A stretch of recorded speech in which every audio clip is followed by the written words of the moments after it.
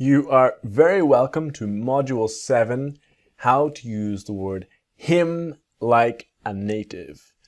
This module is very similar to the last module with the disappearing H of her to but the big difference is we're going to practice him to im, but we're also going to focus on our pronunciation of the past tense verbs.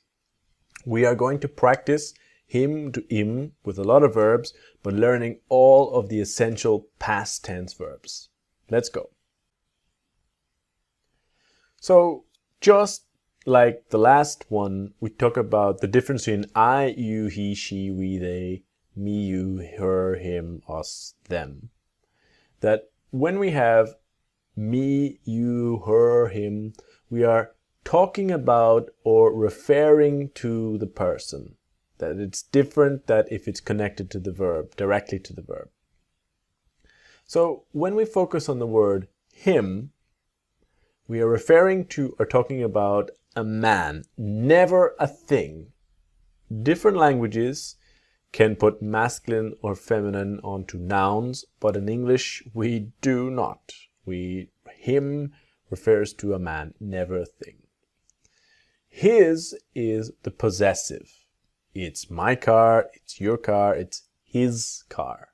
So our focus is on him to im.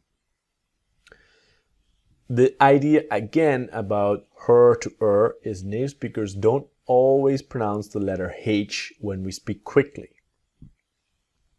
Here, for example, I can ask him. I can ask him. Ask him. So train and practice this sound. Ask him. I'm going to tell him. I'm going to tell him. Can you call him? Can you call him? Ask him, tell him, call him. Okay? Now, to ask him, to tell him, to call him, we never use to with these three verbs. We saw this in the last module, but always good just to repeat and remember. Never using to with these verbs. Now, when we have these verbs in the past, we've got asked, told, and called. So let's learn that a bit better. Asked, so A-S-K-E-D, but the ED has a different sound. It has a T sound. So go slowly. First say ask, just ask. Now asked, asked, really slowly, right? Asked, asked, all right? Tell, told, tell, told, called, called with ed. So a little bit of magic, but the e is disappearing. So it's not called, but called, called. So now we have I asked him, I asked him, I asked him. We told him, we told him, we told him. They called him, they called him. So asked him, told him, called him. Okay? So let's practice. And we're focusing on the him to im and our past tense verbs. Ready? We told him, but he did not listen to us. We told him, but he didn't listen to us. We told him, but he didn't listen to us. We told him, but he didn't listen to us. We told him, but he didn't listen to us. So, to us, to us. We told him, but he didn't listen to us. But he didn't listen to us. I asked him if he wanted to come, but he said no. I asked him if he wanted to come, but he said no. I asked him if he wanted to come, but he said no. I asked him if he wanted to come, but he said no. When were you going to call him? When were you gonna call him? When were you gonna call him? And when were you gonna call him? So when were you gonna call him? When were you gonna call him? Then maybe we should not tell him. Then maybe we shouldn't tell him. Maybe we shouldn't tell him. Maybe we shouldn't tell him. Then maybe we shouldn't tell him. They had to call him for a second interview. They had to call him for a second interview. They had to call him for a second interview. They had to call him for a second interview. He would help you if you asked him. He would help you if you asked him. Asked him. He'd help you if you asked him. And he'd help you if you asked him. So that sometimes the case is like asked him. But not always asked him, but asked him. He'd help you if you asked him. He'd help you if you asked him. So that brings us to the end of the first video of Module 7. Join me in the next video when I'm going to talk about him with to know, to meet, to find, all with the past tense verbs. See you there. Now we continue Module 7 with the verbs to meet, to know, and to find in the past. Let's go. To meet, to know, and to find. So let's remember very quickly, with the verb to meet, we have two ideas. One is the first time in your life you meet someone, or when you meet someone in a specific time, specific place. I meet my friend every Saturday for coffee. To know someone is a person familiar to you, and to find a person, find someone is when you don't know where the person is. Now, these verbs in the past, with the verb meet, it's the open mouth, meet, and short met. Meet, met. To know, knew. Okay, so know, knew. Find and found. Find, present. Found, past. So I met him yesterday. What will happen to the H is I met him yesterday. I met him yesterday. I never knew him. I never knew him. I never knew him. They found him. They found him. They found him. So met him, knew him, found him. This is our focus of practice. Train your ears and to train your accent. So let's get started on our practice. Remember, pause, listen, repeat, and train. He died before I was born. I never knew him. He died before I was born. I never knew him. I never knew him. He died before I was born. So before I was born, I never knew him. They are going to have to meet him at the front entrance of the university. They're going to have to meet him meet him at the front entrance of the university. And they're gonna have to meet him at the front entrance of the university. They found him asleep on the sofa.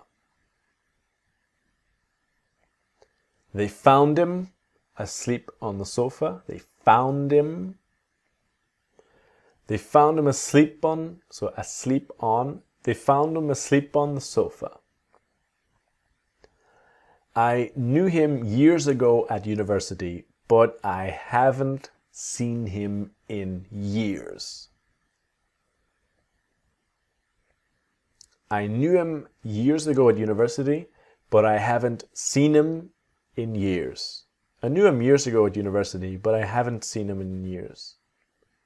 So I knew him years ago at university, but I haven't seen him in years. I haven't seen him. I haven't seen him. Haven't seen him in years. His parents found him playing in the garden. His parents found him playing in the garden. His parents found him playing in the garden. The G in playing often disappears. His parents found him playing in the garden. Alright, so this ends our second video of Module 7. I will see you in the next video for you learning to use him with the verbs to see, hear, and help in the past. See you there. So here we are in video 3 of Module 7. This module, I want to show you the word him to im, with the verbs in the past of to see, to hear, and to help, and all the pronunciation of those verbs in the past with him. Let's go. To see, to hear, to help. A little reminder to show you again is that to see and to hear are non-action verbs. There is little or no action when we see or hear something. For this reason, we cannot say, I am seeing him or I'm hearing him. Only I see him and I hear him. With to help, yes, this is an action verb. So yes, we can use ing. I am helping him. Now, let's go with the pronunciation slowly. So, see,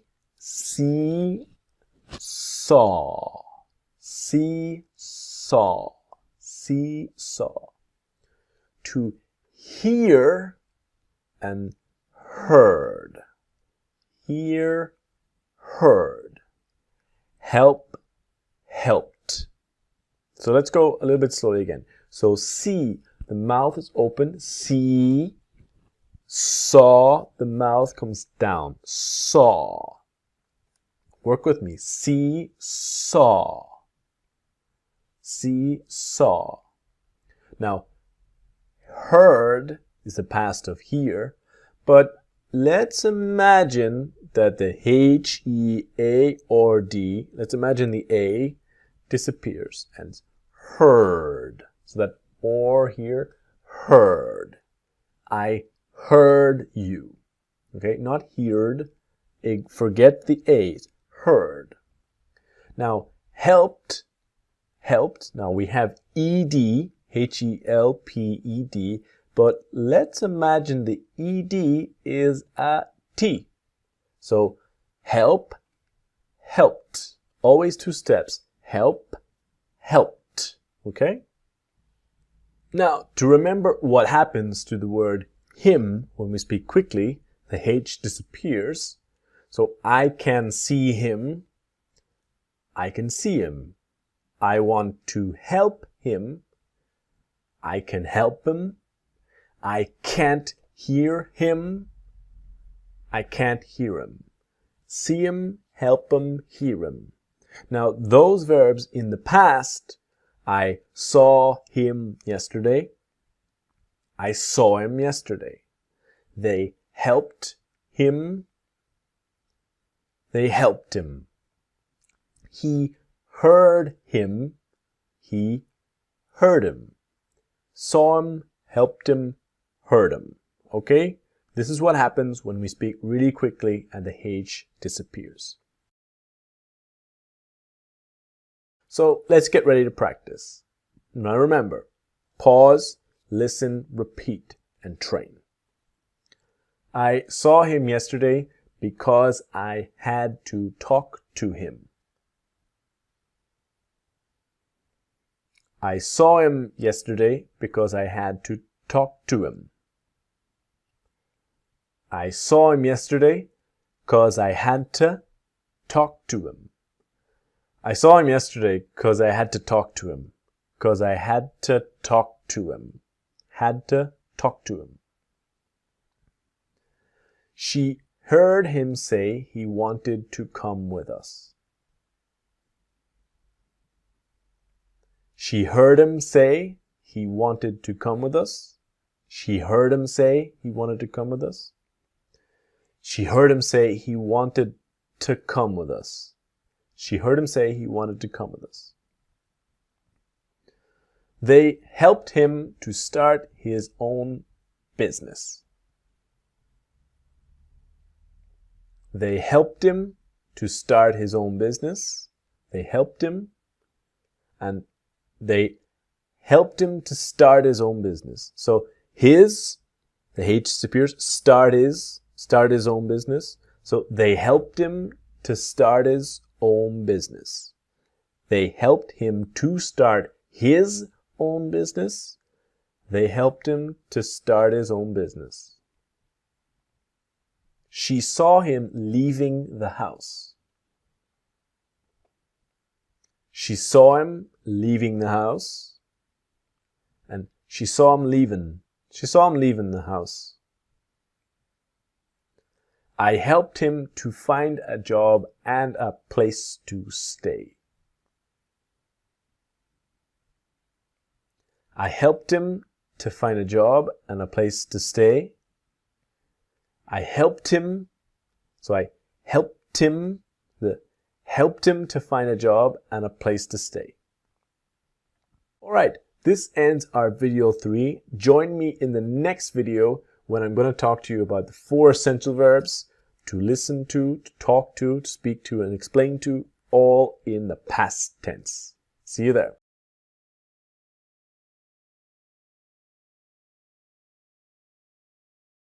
So in this video, I want to show you about the word him to im with 4 essential verbs in the past. To listen to talk to speak to, and to explain to. A quick revision and essential rule for these 4 verbs: they must have to before him. No exceptions, always with to before him. If we remember that these verbs, they have to before any of the pronouns, me, you, him, her, us, them, to speak to, talk to, listen to, explain to. These are classic normal mistakes that I want you to speak correctly, to get right. So to listen to someone or something is about to give your attention to this idea.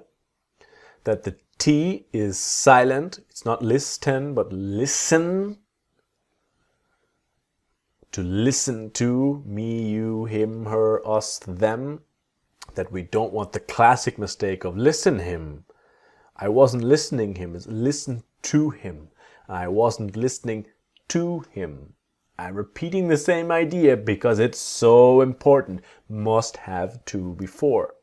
The same idea here, right? To explain it, this, to me, to you, to him, to her. You see the idea? Must have to with these verbs. Can you explain me?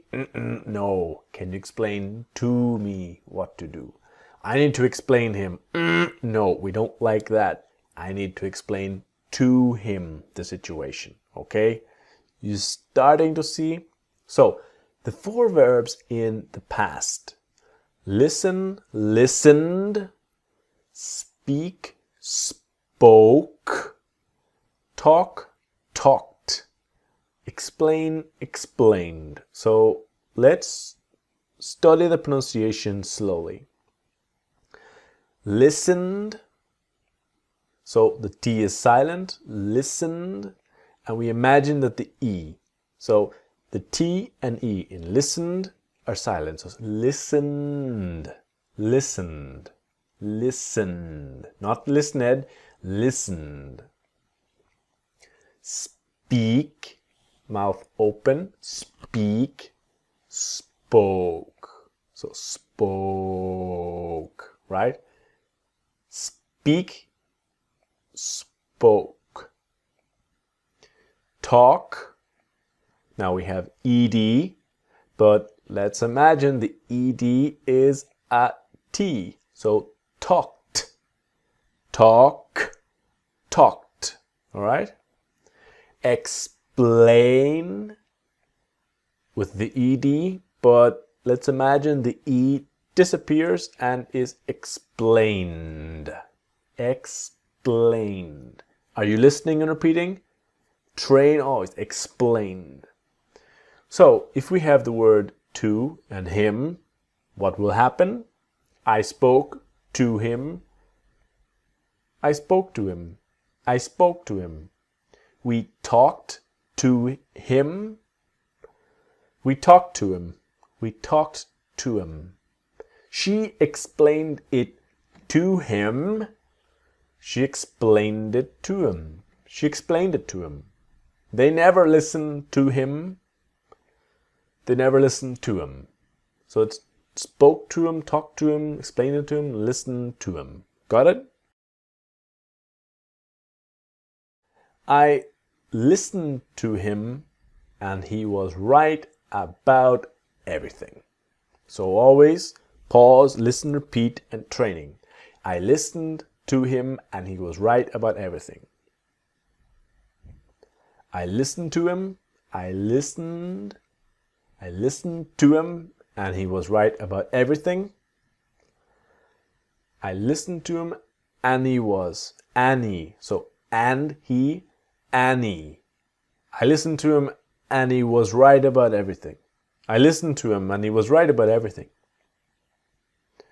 She is going to have to talk to him tomorrow. She's going to have to talk to him tomorrow. She's gonna have to talk to him tomorrow. So she's gonna have to talk to him tomorrow. They explained those new rules to him yesterday. They explained those new rules to him yesterday. They explained, so those, explain those, they explained those new rules to him yesterday. What were you talking to him about? What were you talking to him about? What were you talking to him about? And what were you talking to him about? So what were you talking to him about? What were you talking to him about? I wish I had listened to him. I wish I had listened to him. And I wish I'd listened to him. Oh, I wish I'd listened to him. She did not explain all those little details to him. She didn't explain all those little details to him. And she didn't explain all those little details to him. She didn't explain all those little details to him. That brings the end of this video. Join me in the next video when we'll start to look at send, to give, to show, the different sentence structures, and in the past tense verbs as well. See you there. So welcome to video 5 of module 7. This video, I will show you about using give, show, and send in the past tense with him to him. Ready? Let's go. Let's start with the verbs to give, to show, and to send.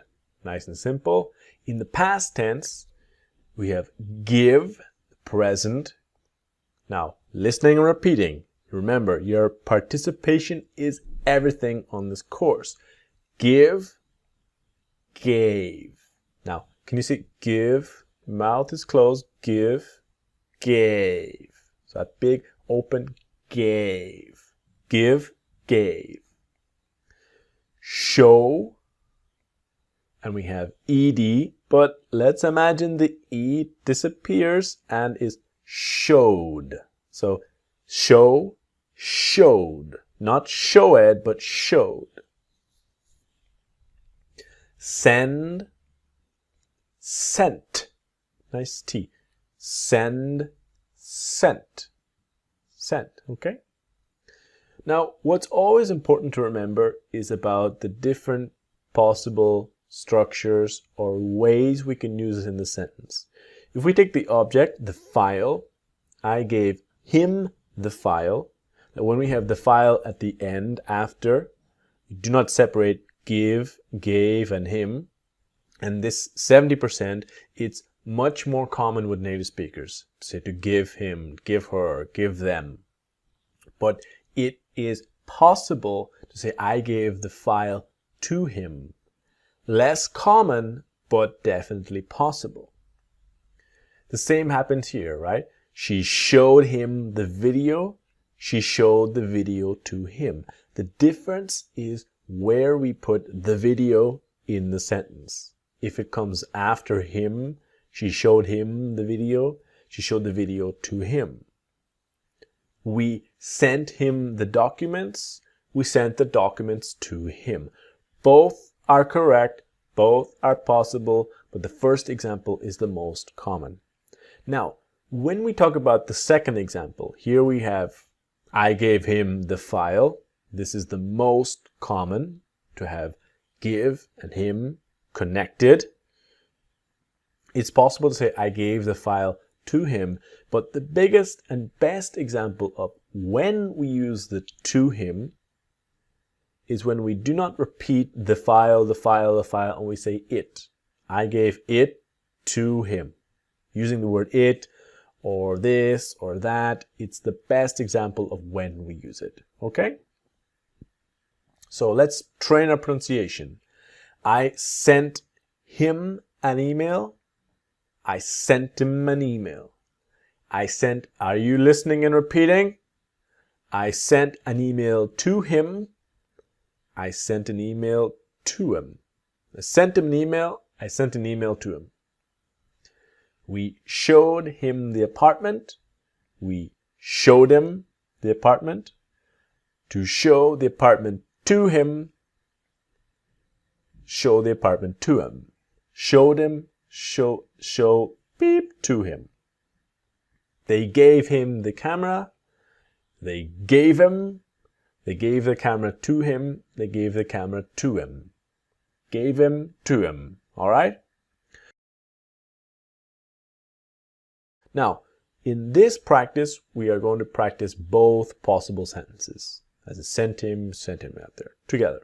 Ready? Remember, listen, pause, listen, repeat, and train. I sent it to him, but it never arrived. I sent it to him, but it never arrived. And I sent it to him, but it. So, but it never arrived. I sent it to him, but it never arrived. I gave those bottles of water to him yesterday. I gave those bottles of water to him yesterday. And I gave those bottles of water, so bottles of water to him yesterday. I gave those bottles of water to him yesterday. We did not give him enough time to be able to book the flight. We didn't give him enough time to be able to book the flight. And we didn't give him. We didn't give him. We didn't give him enough time to be able to book the flight. Did you have time to show those new photos to him? Did you have time to show those new photos to him? And did you have time to? Did you have time to show? Did you have time to show those new photos to him? Did you have time to show those new photos to him? They did not give it to him, so I had to give it to him. They didn't give it to him, so I had to give it to him. And they didn't give it to him, so I had to give it to him. They didn't give it to him, so I had to give it to him.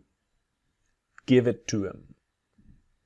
They sent everything they had done to him yesterday. They sent everything they had done to him yesterday. And they sent everything they'd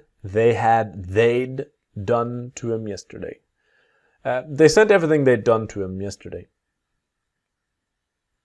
I showed him the car for sale, but he did not seem interested. I showed him the car for sale, but he didn't seem interested. And I showed him the car for sale, but he didn't seem interested. I showed him the car for sale, but he didn't seem interested. All right, this brings us to the end of this video of give, show, and send in the past. Join me in the next video when I'm going to talk about how we pronounce him in the past with the most common verbs in English. See you there.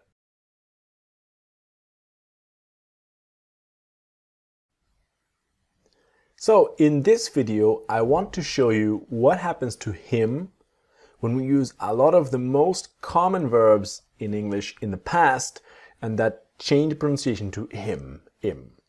This really is a pronunciation video, so stay with me, pausing, listening, and repeating to train your ears and train your accent to have that native speaking accent. Ready? Let's go. The first group is a group when we never use to. Ever. None of these verbs take to. So if we see here, watched him, followed him, etc., but listen closely to the pronunciation in the past of some of the verbs. So watched him is a T, watched him, watched him. Followed him, followed him. Included him, included him. Understood him, understood him. Remembered him, remembered him. Reminded him, reminded him. Let him, let him. The same in the past. Paid him, paid him. And believed him, believed him, believed him. Okay, slow pausing and repeating, pausing and repeating. This is essential for your practice with your accent training. These are verbs that always take to. Always. No exceptions. We know already to talk to speak to listen to explain to, always take to. And these three always take to also. Said to him, said to him. Apologized to him, apologized to him. Wrote to him, wrote to him. This one is about the verb and the object pronoun, or to offer him, to teach him, to take him, etc.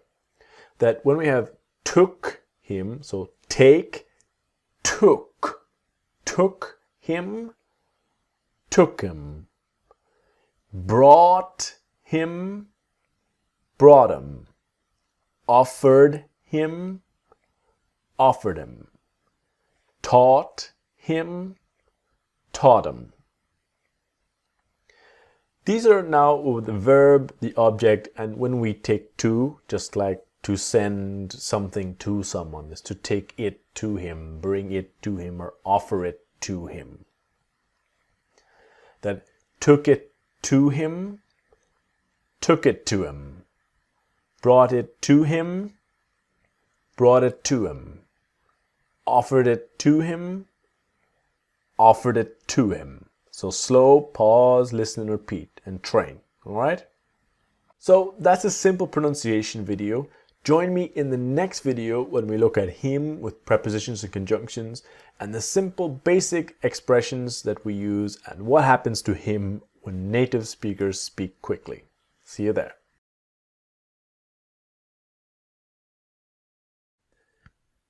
This video is a simple pronunciation video to show you what happens to him in a number of small different expressions, different ideas, just to show you and to train your ears to what happens to him, the fast pronunciation. All right, let's go.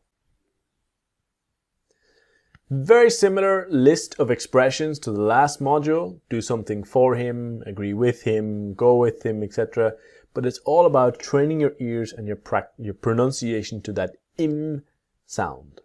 So the first one is about the schwa, we call the vowel, that we have for strong pronunciation and f weak pronunciation. Schwa is the sound, f. So in the example of I am sorry, but I just cannot do it for him. I'm sorry, but I just can't do it for him. So if you see the can't is the T never disappears and it's always strong. I just can't do it for him. So the next examples of just, the T disappears. I just can't. I just can't do it for him. And the just can't do it for him. Not always for him, but for him. I just can't do it for him. Sorry, but I just can't do it for him. To agree with him, I agree with him. To come with him, go with him. Work with him, work with him. I know, but do you agree with him? I know, but do you agree with him? Do you agree with him? I know, but do you agree with him? Do you agree with him? I would really like to go with him, but it is not possible. I'd really like to go with him, but it's not possible. I'd really like to go with him, but it's not possible. I'd really like to go with him. So I'd really like to go with him, but it's not possible. I'd really like to go with him, but it's not possible. I had never worked with him before. So worked, the T sound. I had never worked with him before. I had never worked with him before. And I had will become I'd. I'd never worked with him before. I'd never worked with him before. I'd never worked with him before. I'd never worked with him before. To complain about him, to talk about him. So when we have the word about before him, the T becomes Tim. Complain about Tim, talk about him. Talk about him. She never complains about him. She never complains about him. And She never complains about him. About him. I do not like it when you talk about him like that. I don't like it when you talk about him like that. Talk about him. And I don't like it when you talk about him like that. I don't like it when you talk about him like that. I don't like it when you talk about him like that. Now, to look at him, look at him. Looking at him. So, at him. Hey, that guy is weird. Look at him. What is he doing? Hey, that guy's weird. Look at him. Look at him. What's he doing? Hey, that guy's weird. Look at him. What's he doing? What's he doing? Hey, that guy's weird. Look at him. What's he doing? So, that brings us to the end of Module 7. I will see you in the next module when we are going to continue our focus on the ideas of disappearing sounds with that them to M. See you there to learn all the secrets about that. See you there. Welcome to Module 8 of the course, How to Use the Word them like a native speaker. In Module 6 and Module 7, we saw how to use her like a native speaker and how to use him like a native speaker, the changes in the pronunciation. We are going to continue the same ideas, focusing on the past tense verbs to get that extra practice in the pronunciation and what happens to them when we pronounce quickly. But because the module is very similar, Module 8 is very similar to 6 and 7, in the examples they will be a little bit more complicated with the vocabulary and the structures to give you a complete idea of how and why and the situations where we see what happens to them when we pronounce quickly. So let's start with the first video with how to use them like a native with ask, call, and tell. Ready? Let's start.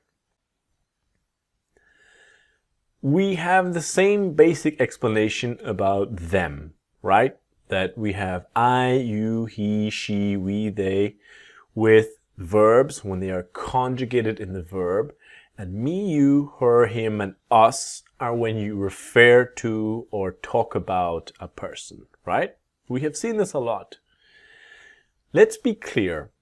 Her is talking about a woman, never a thing. Referring to or talking about a woman and never a thing, right? Her is also the possessive word. It's my car, it's your car, it's her car. Him is the same idea, right? Referring to or talking about a man. Never a thing. Now remember, never a thing. His is the possessive. My car, your car, his car. Okay? So, her and him, we are talking about people, right? We're talking about a person or plural, people. Them can be people or nouns. When I say nouns, I mean things, objects, right? So let's go slowly with this. If we have my friend, which is a singular one person, and then my friends, which is a plural person, look at there. So here I can call my friends, I can call them. Here, them is referring to or talking about plural people, okay? Or I can ask my parents, I can ask them. Always that M, strong M sound, okay? Now, it is a singular pronoun, right? Or singular noun. And them is a plural noun. So it, singular, them is plural. Now, my book is singular noun. My books is a plural noun. So if we have singular, I need my book. I need it. I need my books. I need them. So here, them is talking about an object or a thing, a noun. So here we have a little very close sound. If we have tell him, tell him. Tell them, tell them. So im, tell him, tell him. It's very close, but tell him, tell him. Tell them, tell them. Im, im, okay? So if we have I asked them, I asked them. It's not im, like him, but from here. I asked them. She told them. She told them. I called them. I called them. Asked them, told them, called them. Got it? So let's go slow and let's start to practice. Now, pause, listen, repeat, and train. All right? We want to get that ask him, see him, and different examples of them in the sentence quickly. I did not ask them because I did not see them yesterday. I didn't ask him because I didn't see him yesterday. Little faster. I didn't ask him because I didn't see him yesterday. I didn't ask him because I didn't see him yesterday. I told them what to do yesterday. I told him what to do yesterday. And I told him what to do. I told him what to do yesterday. We called them yesterday, but they did not call us back. We called them yesterday, but they didn't call us back. So we called them yesterday, but they didn't call us back. We called them yesterday, but they didn't call us back. You are just going to have to ask them to come today.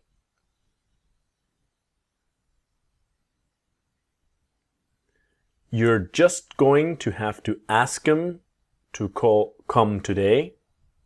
And you're just going to have to ask them.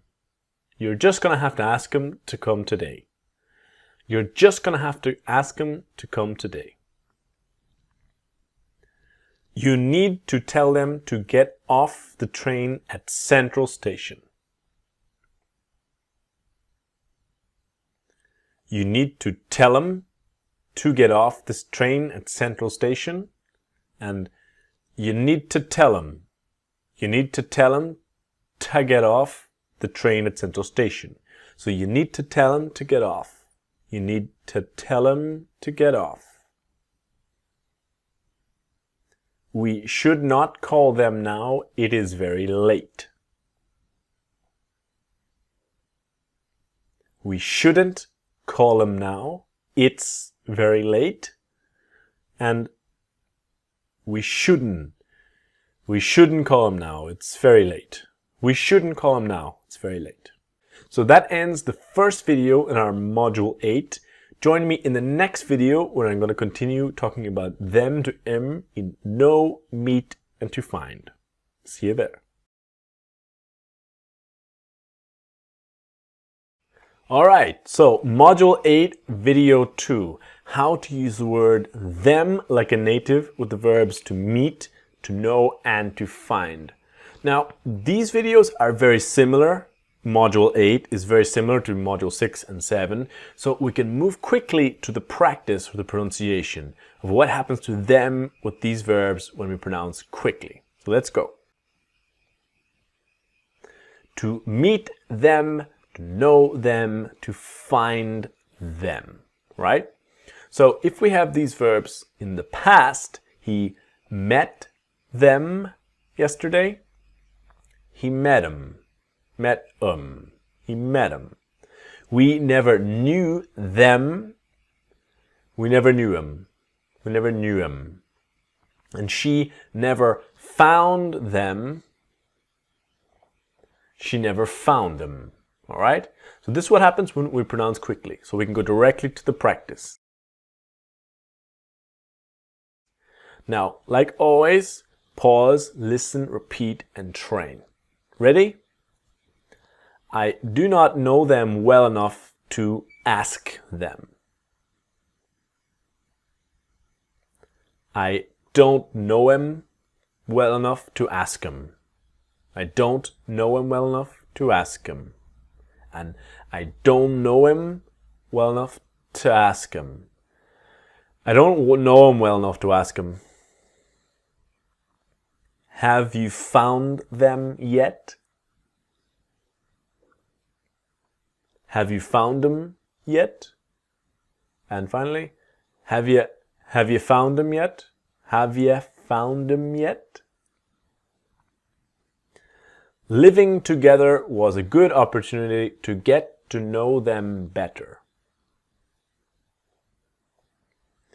Living together was a good opportunity to get to know him better. And then living, so living, fast, living together was a good opportunity to get to know him better. To get to know him better. Living together was a good opportunity to get to know him better. She met them yesterday, but she did not like them. She met him yesterday, but she didn't like him. She met him yesterday, but she didn't like him. Didn't like him. She met him yesterday, but she didn't like him. We knew we were not going to be able to find them. We knew we weren't going to be able to find them. And we knew we weren't gonna be able to find them. And we knew we weren't gonna. We knew we weren't gonna be able to find them. So we knew we weren't gonna be able to find them. All right. So this ends this video. I'll see you in the next video when I'm going to continue talking about them as a native speaker with the verbs to see, to hear, and to help. See you there. All right. In this video, we continue with using them as a native with to see, to hear, and to help in the past tenses and going straight to the pronunciation. Let's go. So we have to see them, hear them, to help them, right? Nice and simple. To see is saw, hear is heard, and help is helped. So see is the present tense, saw is the past, hear, heard, help, helped. All right? I saw them yesterday. I saw him. I saw him. Saw him yesterday. She heard them. She heard him. We helped them. We helped him. We helped him. All right? Saw him, heard him, helped him. Got it? So let's go straight to our practice. Let's not waste any time. We did not see them yesterday. We didn't see him yesterday. Finally, we didn't see him yesterday. We didn't see them. We didn't see him. We didn't see him yesterday. I heard them saying they did not want to start today. I heard him saying they didn't want to start today. And I heard him saying they didn't wanna start today. I heard him saying they didn't want to start today. I heard him saying they didn't want to start today. Can you help them throw out all the rubbish and bottles? Can you help them throw out all the rubbish and bottles? Can you help them throw out?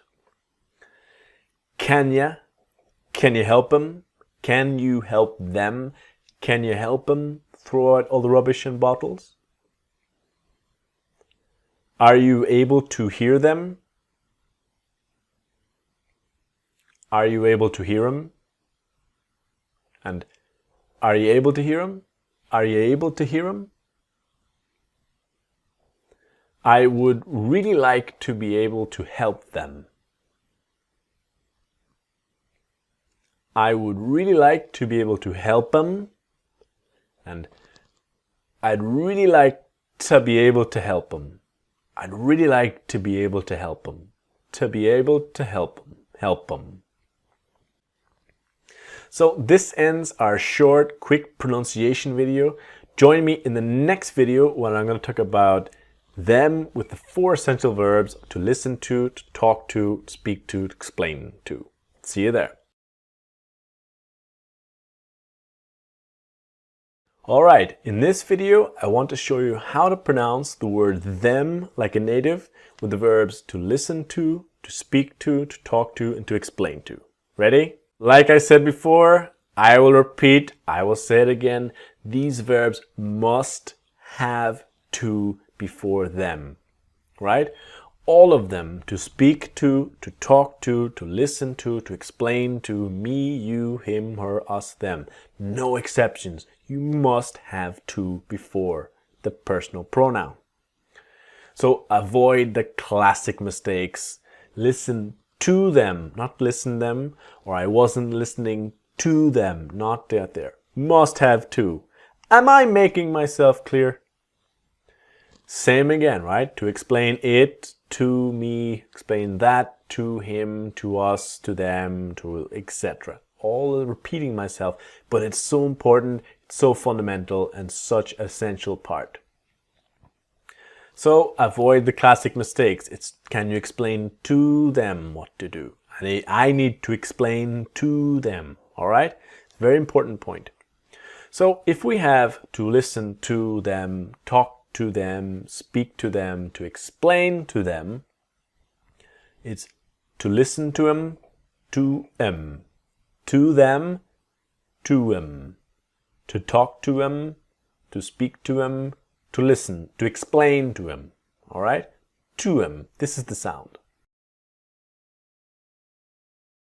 So let's get straight to the practice. Pause, listen, repeat, and train, like always. So let's start. I knew she would not listen to them.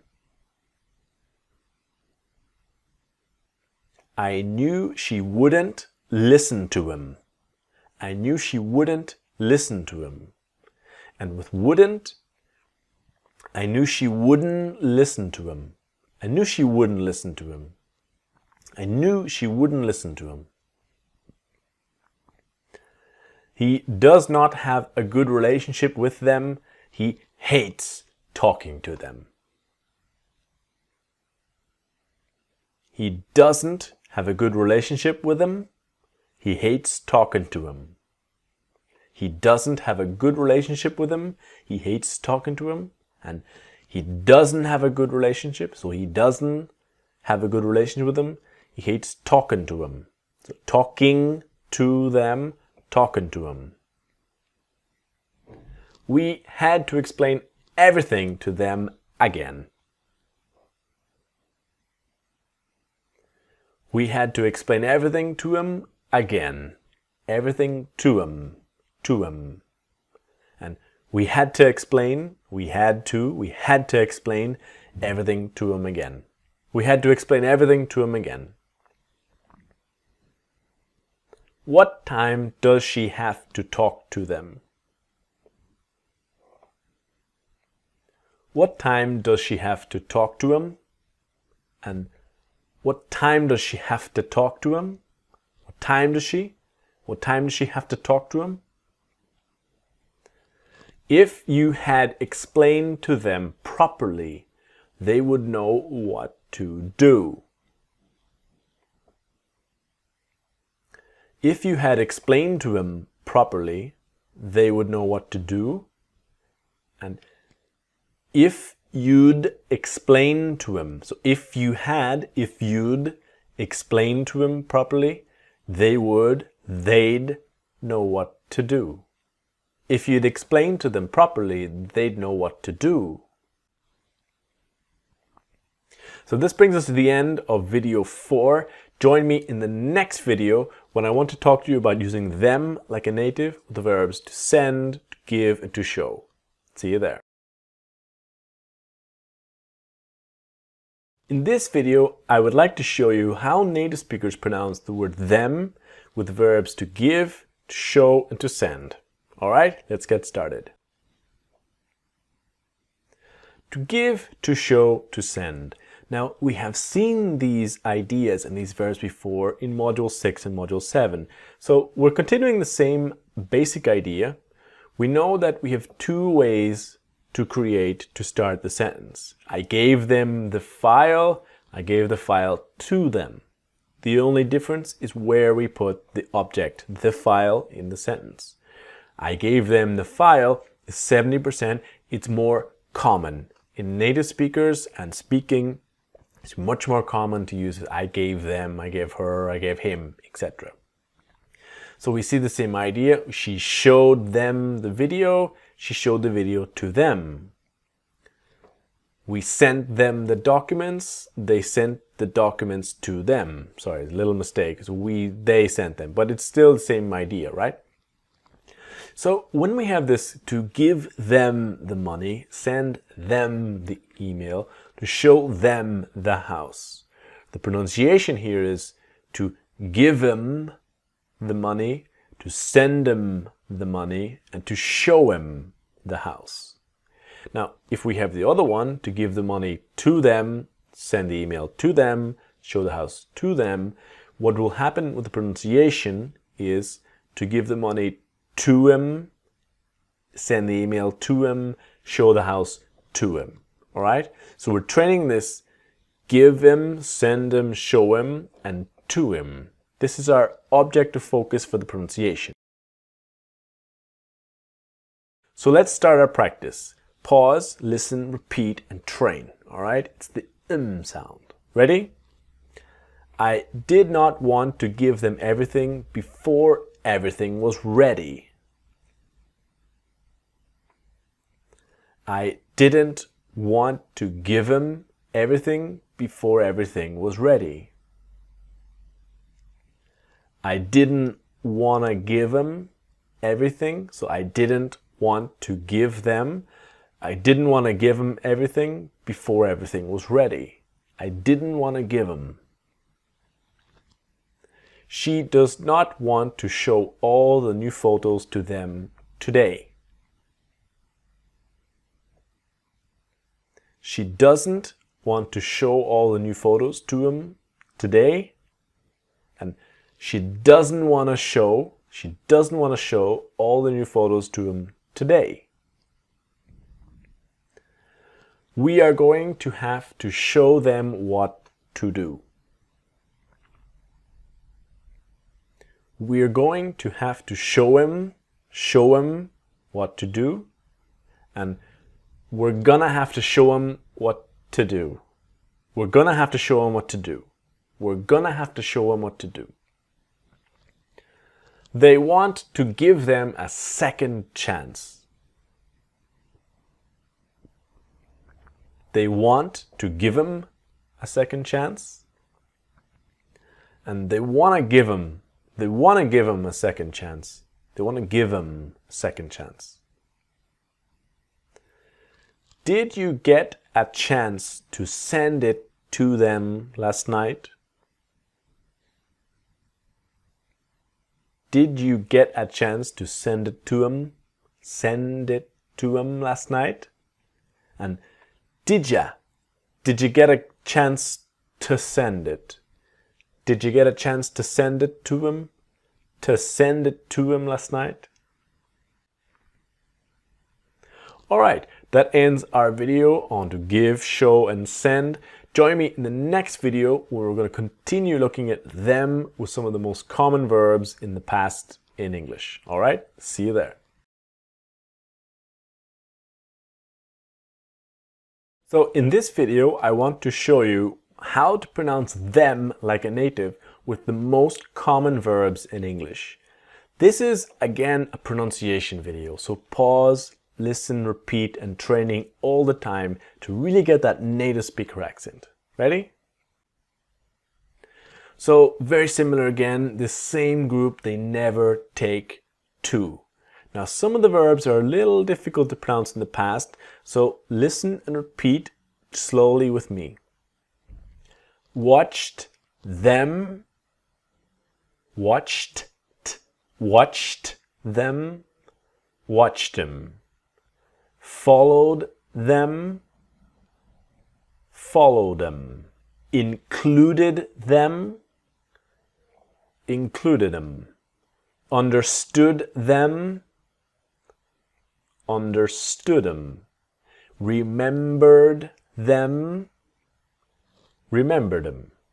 Reminded them, reminded them. Let them, let them. Paid them, paid them. Believed, believed them, believed them.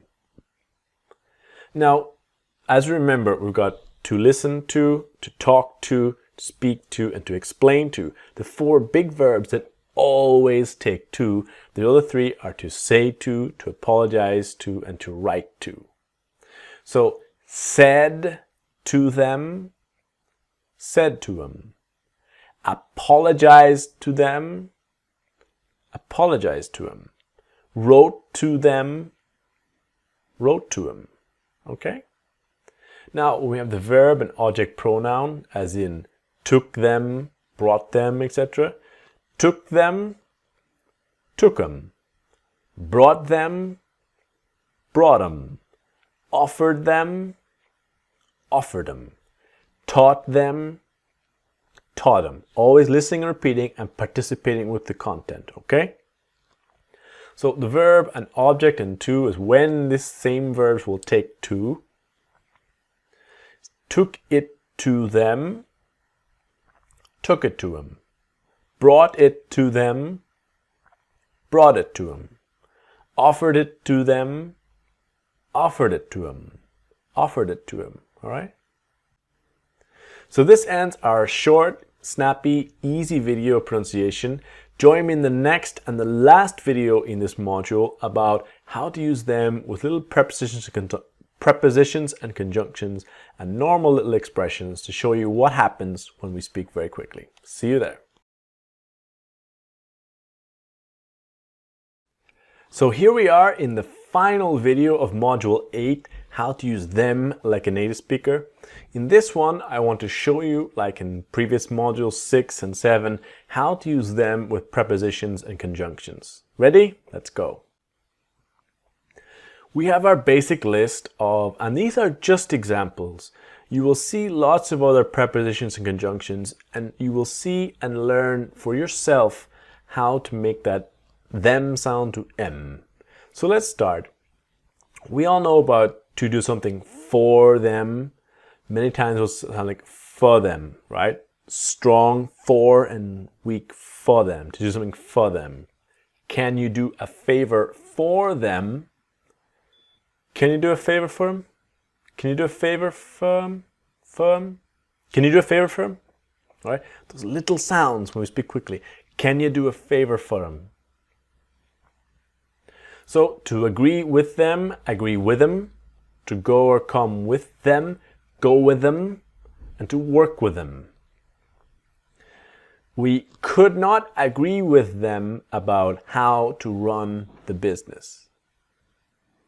So we couldn't agree with them about how to run the business, and we couldn't agree with them.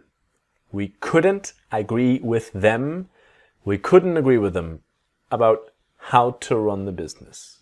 We couldn't agree with them about how to run the business. If I went with them, I would be too tired to work tomorrow. If I went with them, I would be too tired to work tomorrow. And if I went with them, I'd be too tired to work tomorrow. If I went with them, I'd be too tired to work tomorrow. I really love working with them. I really love working with them, and I really love working with them. Working with them, working with them. So, to complain about them, talk about them, is that push of about them. Talk about them, right? So, about them. Talk about them. I know you have problems with them, but complaining about them is not helping. I know you have problems with them, but complaining about them is not helping. I know you have problems with them. I know you have problems with them. I know you have problems with them, but complaining about them is not helping.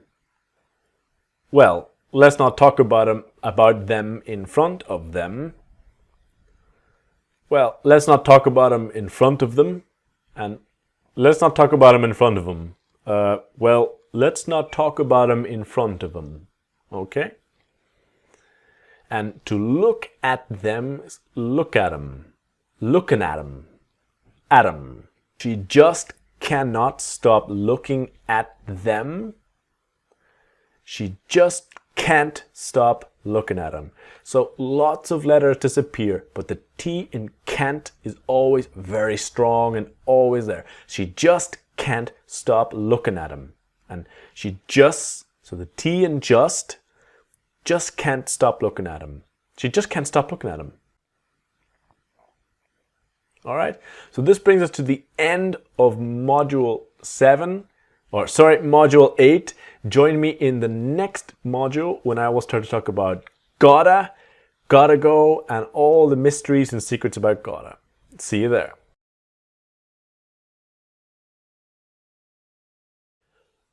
Welcome to module 9 of the course.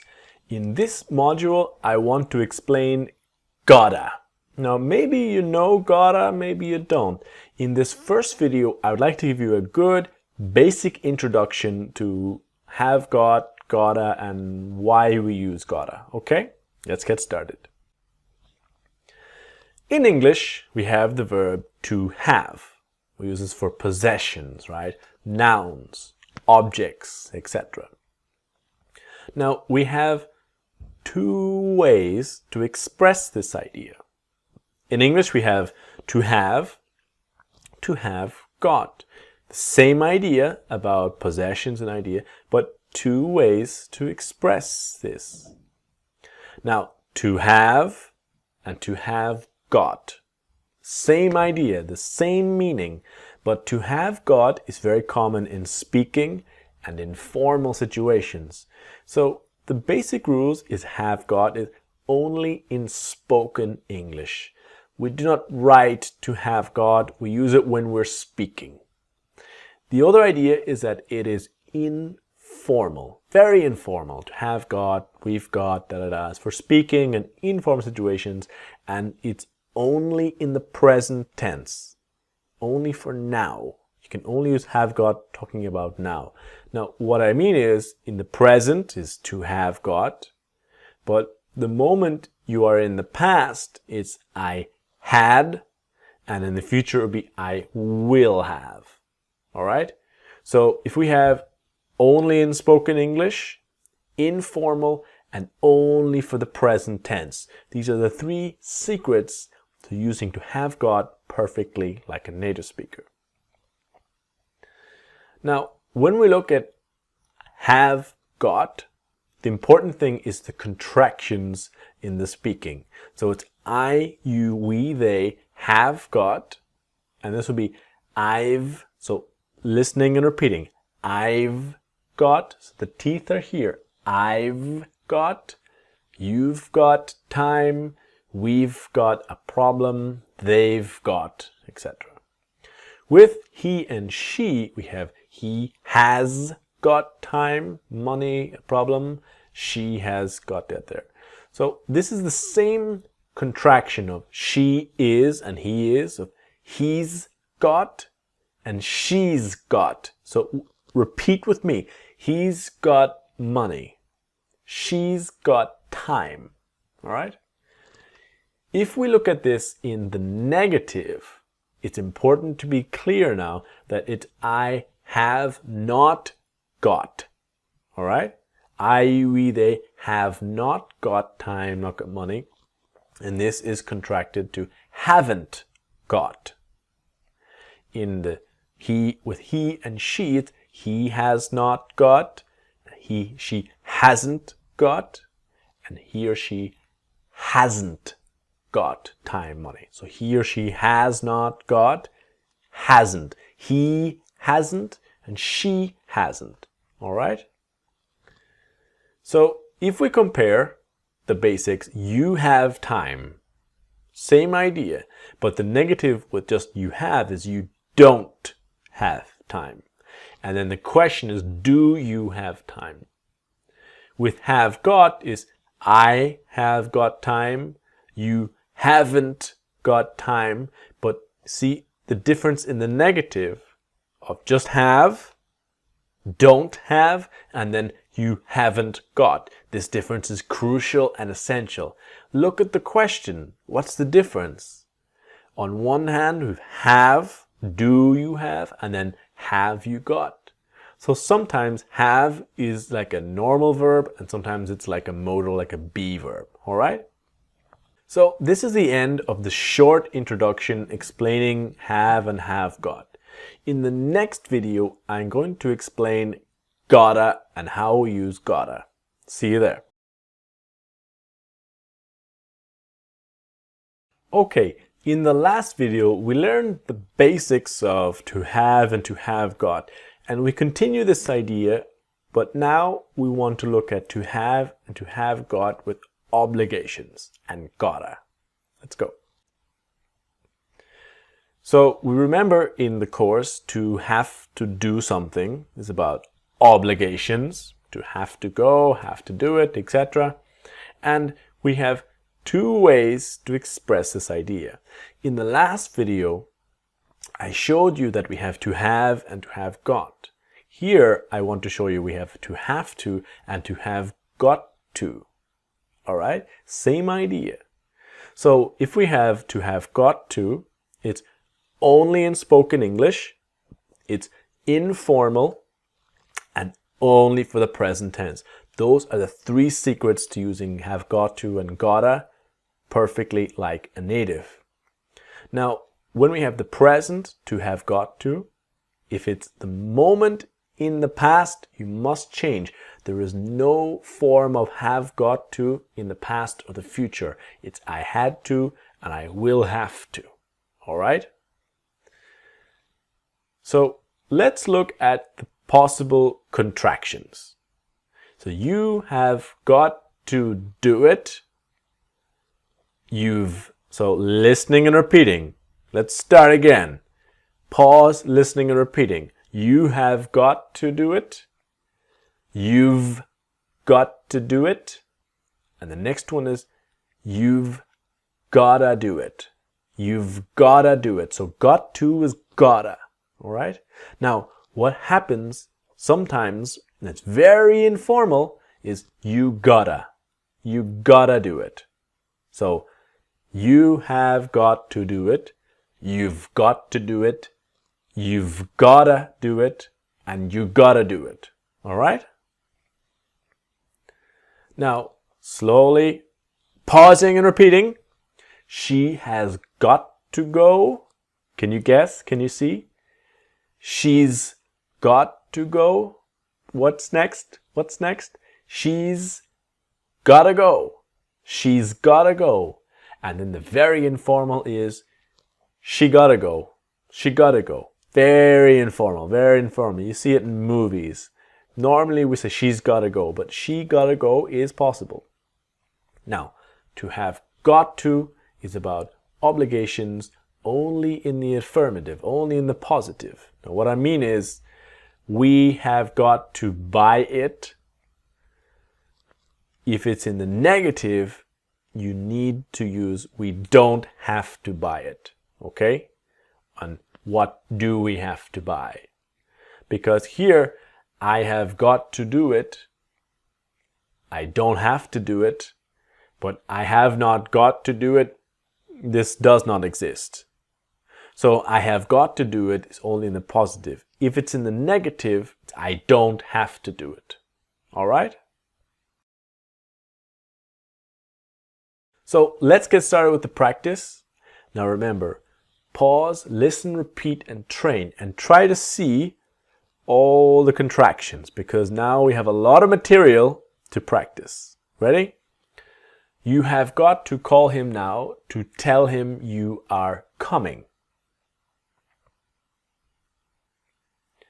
You've got to call him now to tell him you're coming. You've got to call him now to tell him you're coming.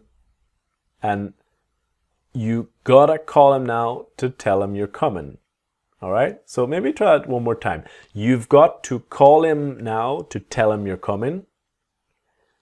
You've got to call him now to tell him you're coming. And you got to call him now to tell him you're coming.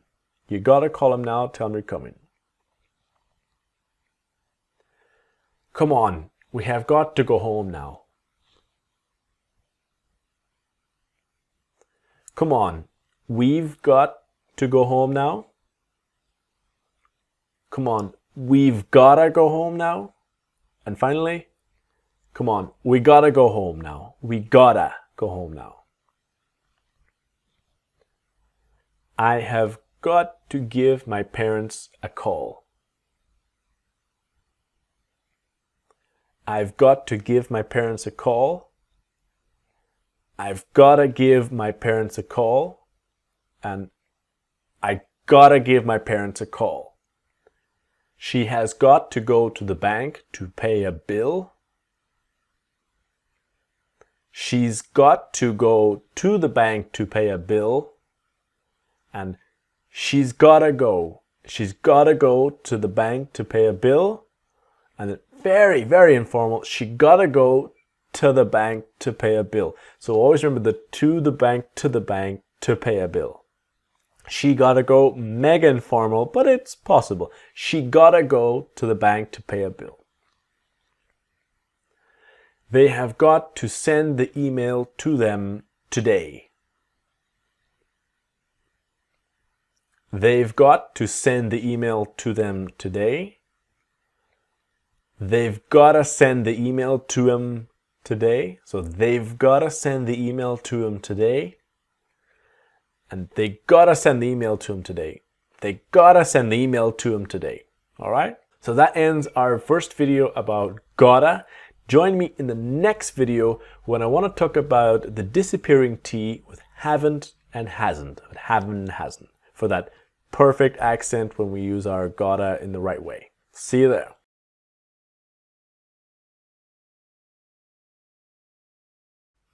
Now, in this short, simple video, if you remember Module 3, the case of the disappearing T, the same thing happens with have not and hasn't.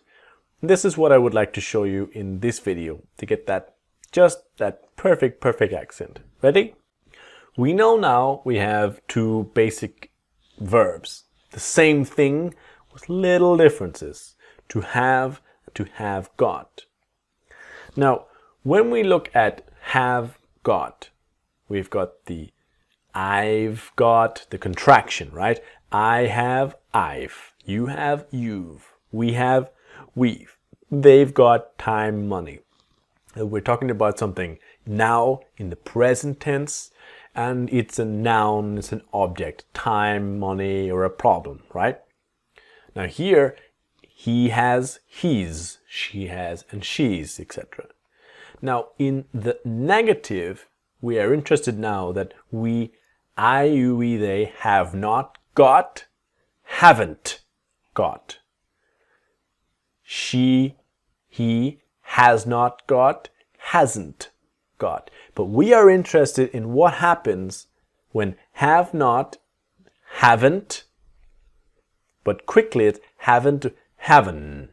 Just like all the other words before, couldn't, wouldn't, shouldn't, don't, doesn't, didn't, haven't, right? So I have not got it now, I haven't got it now, and I haven't got it now. Has not, hasn't, so S because he hasn't to hasn't, all right? It's that hasn't, so haven't and hasn't. She has not got time, she hasn't got time, and she hasn't got time. So it's the quick, fast pronunciation of using have got for now, talking about a possession or a thing. She hasn't got time. And you will see this haven't and hasn't with the rest of the present perfect. I haven't been to, etc. So that same idea, disappearing T. So let's practice. Let's always remember, pause, listen, repeat, and train your accent to get that disappearing T in haven't and hasn't. Ready? Sorry, but I have not got the time to talk about that right now. Sorry, but I haven't got the time to talk about that right now. And sorry, but I haven't got the time. I haven't got the time to talk about that right now.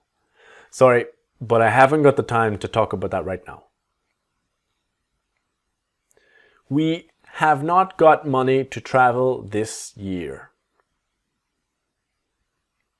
We haven't got money to travel this year, and we haven't got money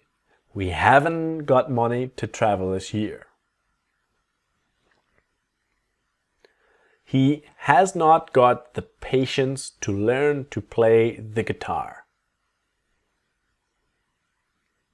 He hasn't got the patience to learn to play the guitar, and he hasn't got the patience to learn to play the guitar. He hasn't got the patience to learn to play the guitar.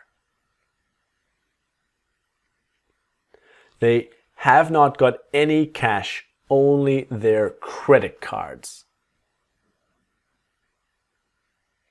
They haven't got any cash, only their credit cards. And they haven't got any cash, only their credit cards. I am sorry, but I have not got any sugar for your coffee. I'm sorry, but I haven't got any sugar for your coffee. And I'm sorry, but I haven't got any sugar for your coffee. I'm sorry, but I haven't got any sugar for your coffee. So this ends our short video 3. Join me in the next video when I can show you other moments when we can use gotta with have got and has got. See you there. All right, welcome to video 4 of module 9 about when we have got and the word a, that this will become gotta. Let me show you. Countable and uncountable nouns. This is something in English that we have examples of. Countable is a problem, a book, a map, a watch, things we can clearly use a number to show how many. Countable. Uncountable is things that are difficult to use a number. Time, money, food, internet, and cash. These ideas. So some of them are a little confusing. Time is considered uncountable in English money also. I know you usually use numbers, but they are examples of uncountable nouns in English.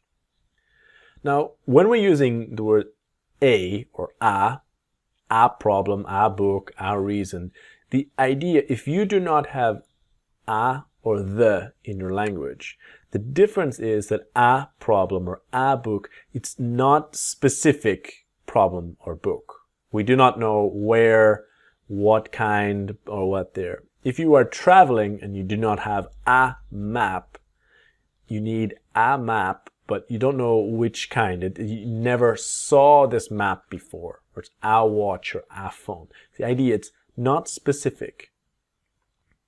So when we look at have got, I have got a problem, the contraction of I've got a problem, what happens next? I've got a problem. Okay, so we are interested in when we have I have got a noun, is I've got a problem and I've got a problem. I've got a problem. So it's connecting.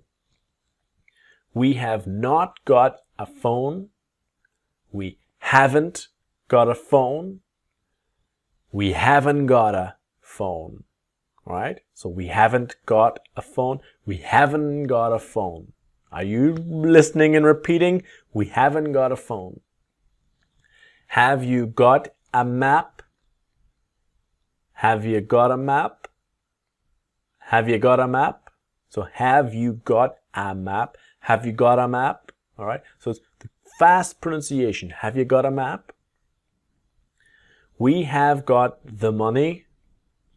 We've got the money, but we got the money? No, this is the difference. Only with the word a, all right? I have got time. I've got time. I've got a time. No, this is the difference, all right? So have or has got with a and the noun is when we have gotta. Equals gotta and the noun. Ready to practice? All right, let's go.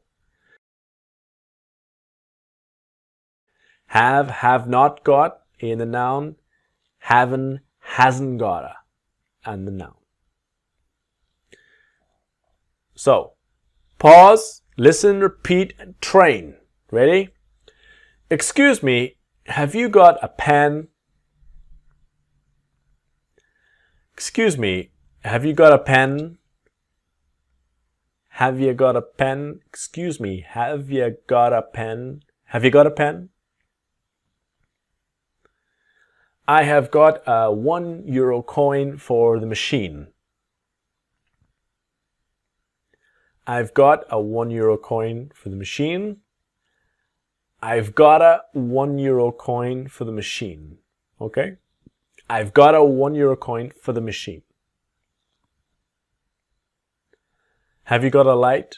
This is normally when people are smoking a cigarette and they ask for the lighter. Have you got a light? Excuse me, have you got a light? Have you got a light? And have ya? Excuse me, have you got a light? Have you got a light?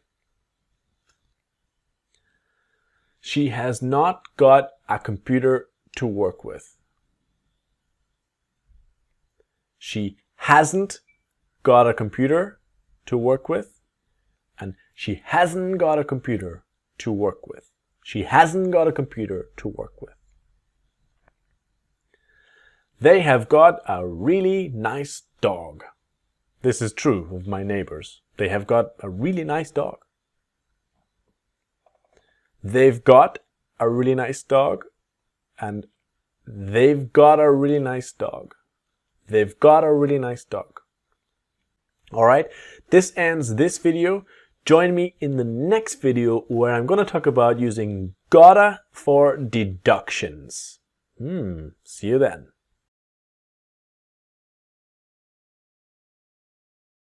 Okay, welcome to video 5 of module 9, the last video in this module before we go to woulda, coulda, shoulda.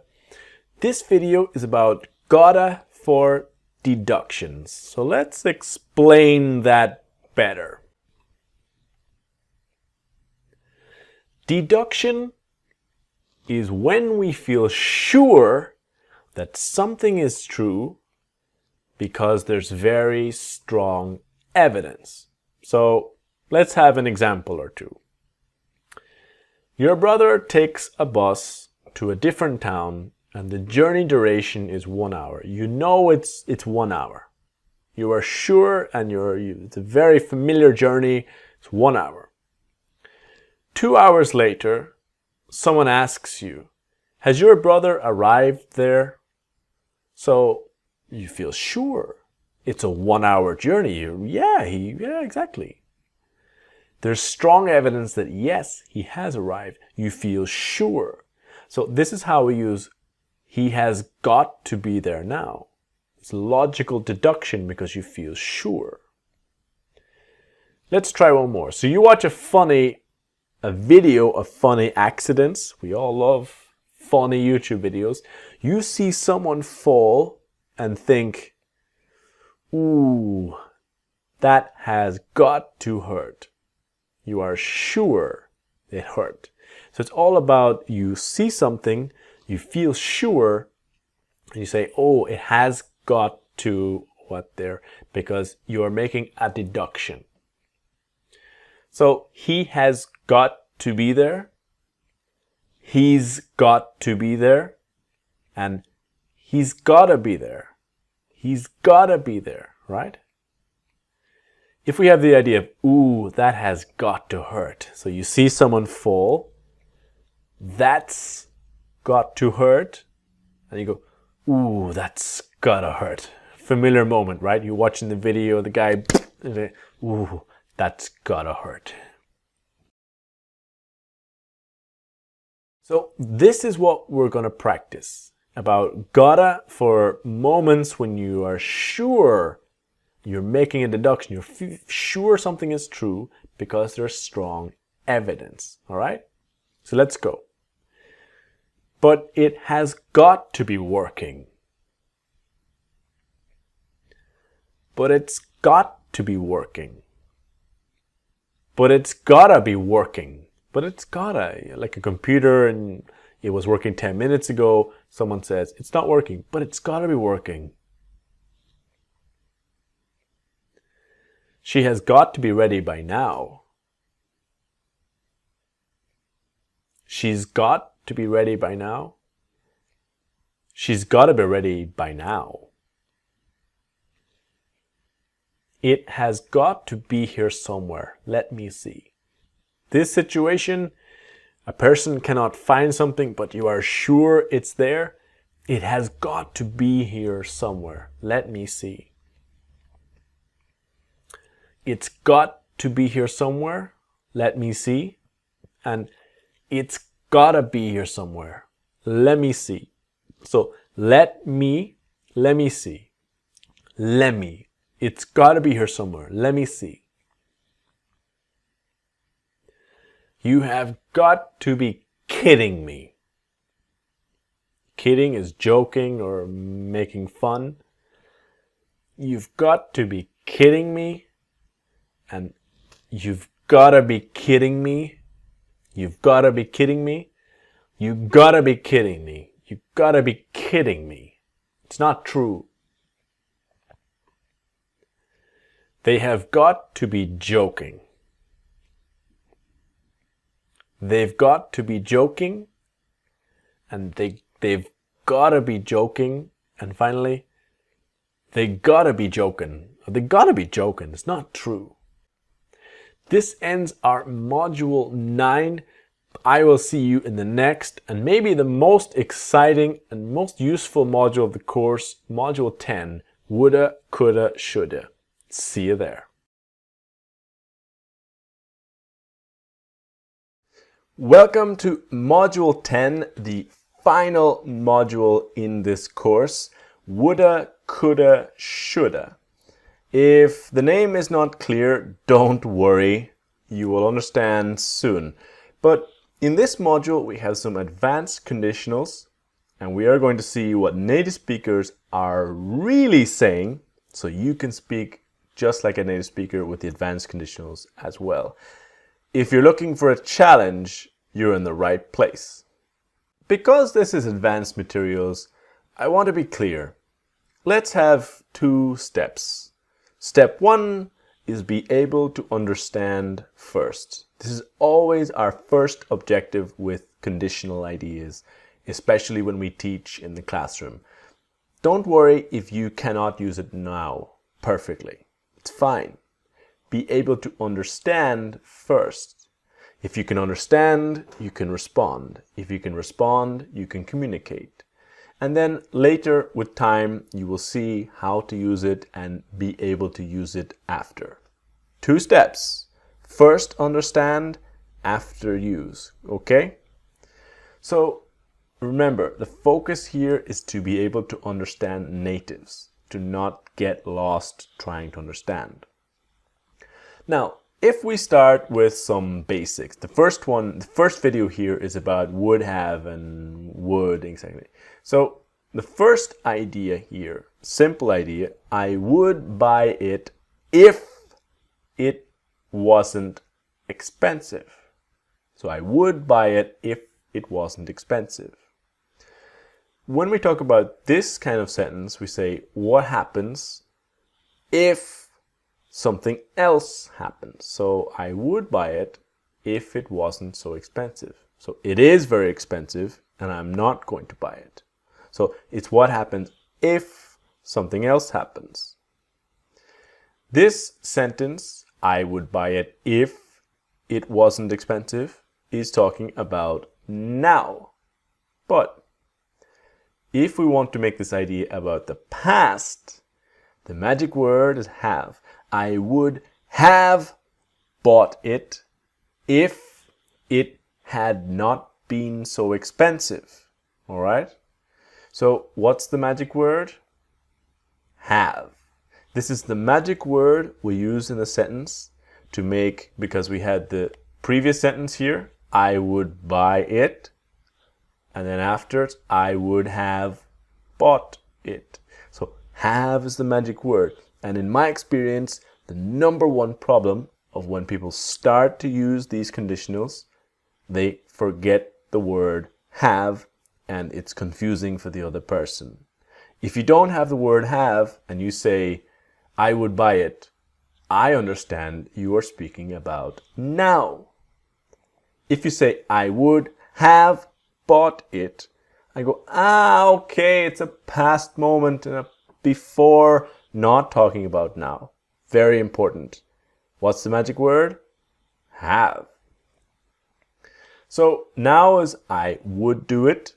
Past, I would have done it, right?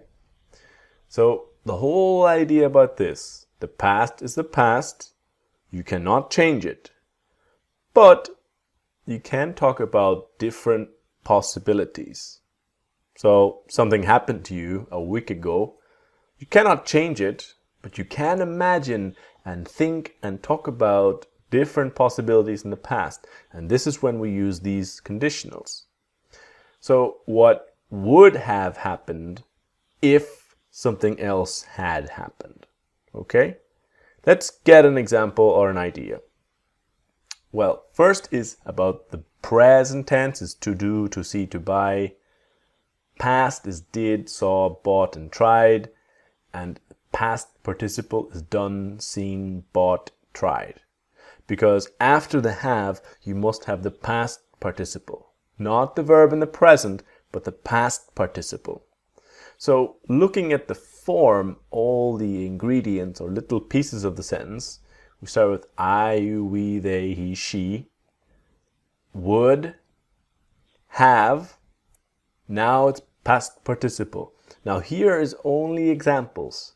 You can have whatever verb you want. I would have done it. I would have seen him, etc. And the little word if that makes everything happen here.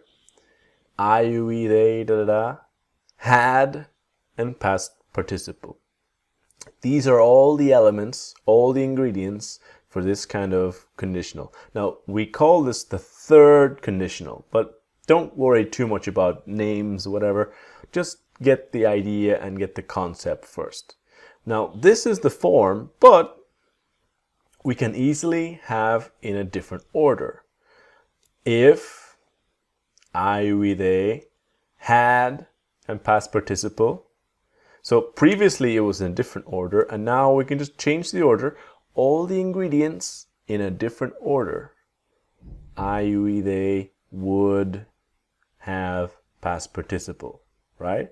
So this is our form. These are the essential ingredients, and they can move around, all right? Now, let's get an example of when and why we use this third conditional. Now, this is a fact. I left the house late and I was late for work. Two things happened in the past, right? I cannot change the past, but I can imagine different ideas. Now, if I imagine different ideas, so past the past, we cannot change it, but we can talk about different possibilities. And if I had not left the house late, I would have arrived on time.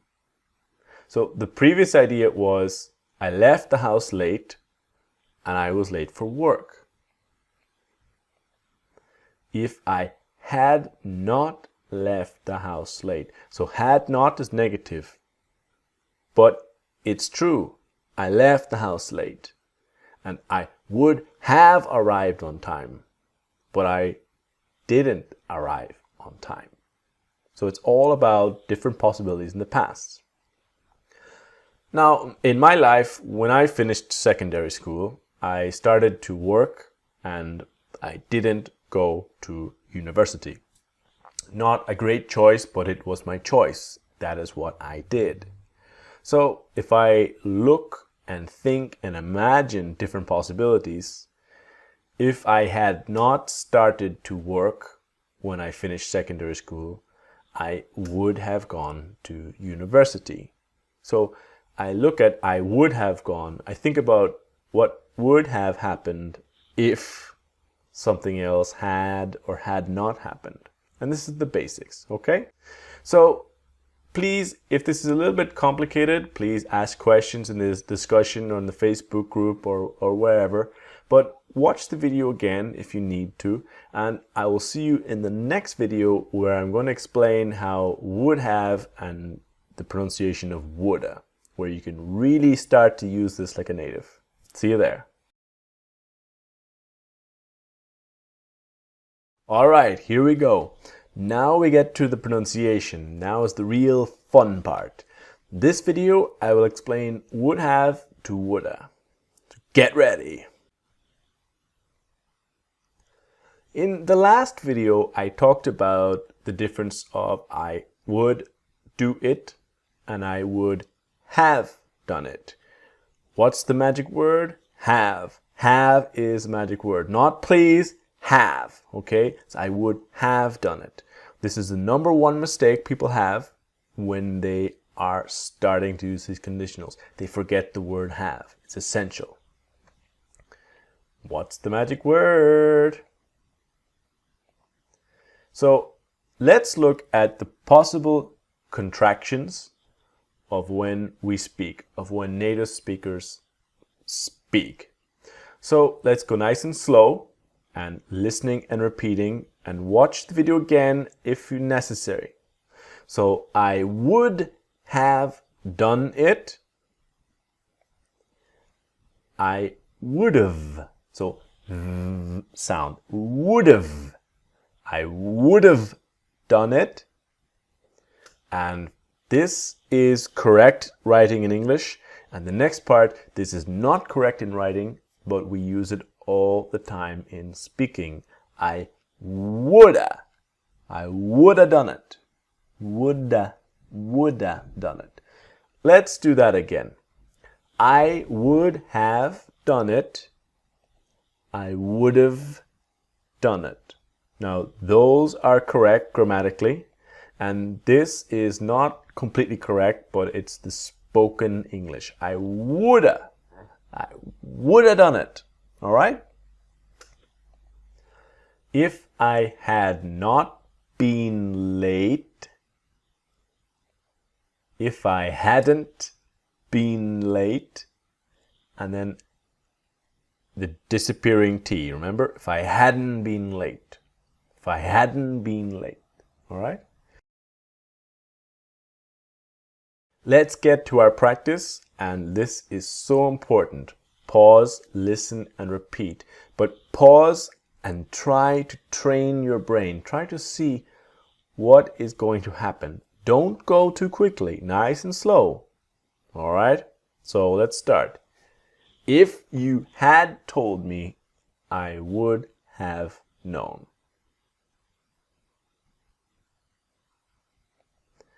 If you had told me, I would have known. And if you'd told me, if you'd told me, I would have known. If you'd told me, I would have known. Okay? She would have been able to help you if you had asked her. Are you pausing? Mm-hmm. She would have been able to help if you had asked her, right? So the her to her, asked her, if you had asked her. She would have been able to help if you had asked her. And then she would have been able, so she would have been able to help if you'd asked her. She would have been able to help if you'd asked her. She would have been able to help if you'd asked her. Okay? I would have done the same thing if I had been in your position.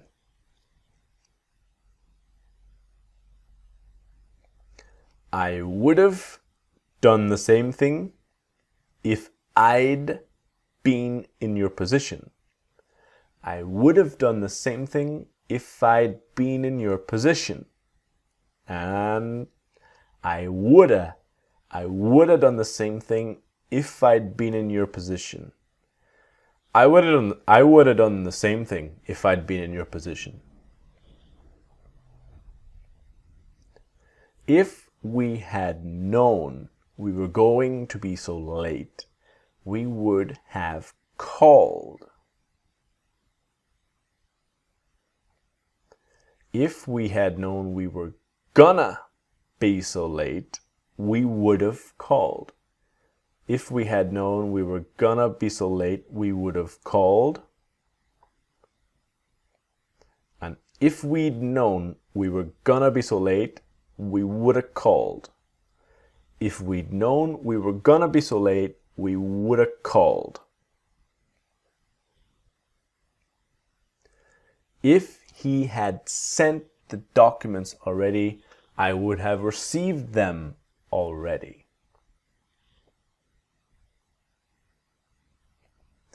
If he had sent the documents already, I would have received them already. I would have received them already. And if he'd, so if he had, if he'd sent the documents already, I would have received them already. If he'd sent the documents already, I would have received them already. I would have received them already. So that brings us to the end of woulda.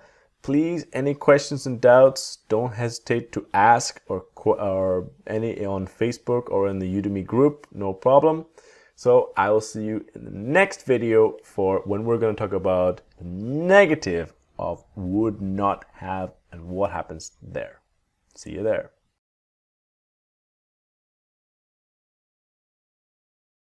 So in the last video, I talked to you about would have and woulda. Now I want to show you the would not have and wouldna. All right, be ready. Let's start. So let's talk about the form, the basic elements. We've got I, you, we, they, he, she. Now, if it's the negative with would, we use would not. Okay, would is a modal verb using not in the negative. Would not have, past participle, if I with a had not, da da da, past participle, right? So the had and would both use the word not in the negative. So this is important for our pronunciation. If we look at the other way, we can use all the same ingredients, right? In a different order, but the same basic idea, right? There's had not and would not. But these are all the ingredients, and we can change the order all we want. But you must have all the ingredients to make the third conditional. Now, when we look at pronunciation, so I would not have done it. This is important to be able to understand a native speaker when they want to say, I would not have done it. Almost nobody speaks like this. Nobody says, I would not have done it. Very rare. What we do have is would not is wouldn't have done it. Okay. From there, this is correct grammatically in the writing. Now it's I wouldn't have done it, wouldn't have done it. And now two things are going to happen now. First, the T in wouldn't will disappear, and the have or if will become an a. Wouldn't. I wouldn't have done it. Complicated, right? When we start here, I would not have done it. I wouldn't have done it. I wouldn't have done it. And we speak quickly. I wouldn't have done it. I wouldn't done it. All right? This is real. This is really what native speakers are saying. I wouldn't have done it. Oh, I wouldn't have done that. All right? So this is what we're training. Wouldn't. So go slow, pause, listen, and repeat always. So let's go to our practice, and let's always remember, pause, listen, repeat, and train. Okay? It's those little sounds you need to listen and repeat to be prepared to understand, and then later to start to use. Ready? I would not have bought a new phone if I had not broken my other one. So go slow. I wouldn't have bought a new phone if I hadn't broken my other one. I wouldn't have, so would not have, I wouldn't have bought a new phone if I hadn't broken my other one. Next part, so the T in wouldn't disappears, and the have will become an a.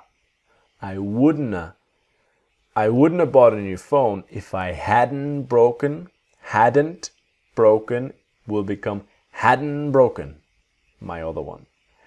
I wouldn't have bought a new phone if I hadn't broken my other one. I wouldn't have bought a new phone if I hadn't broken my other one.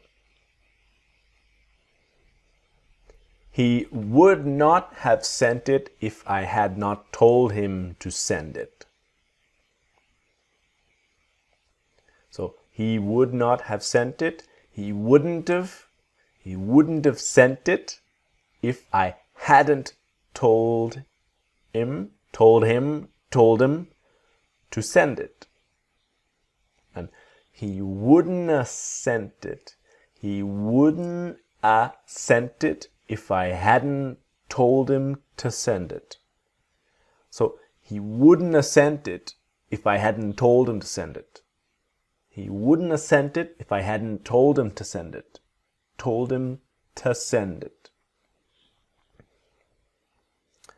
If he had known it was going to be so expensive, he would not have bought it.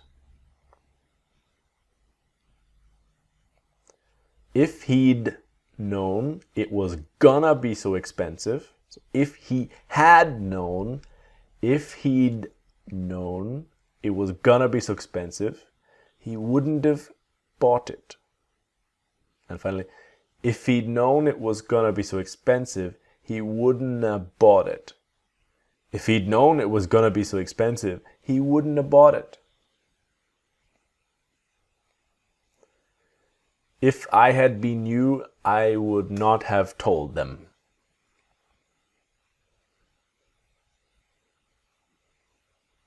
If I had been you, I wouldn't have told them.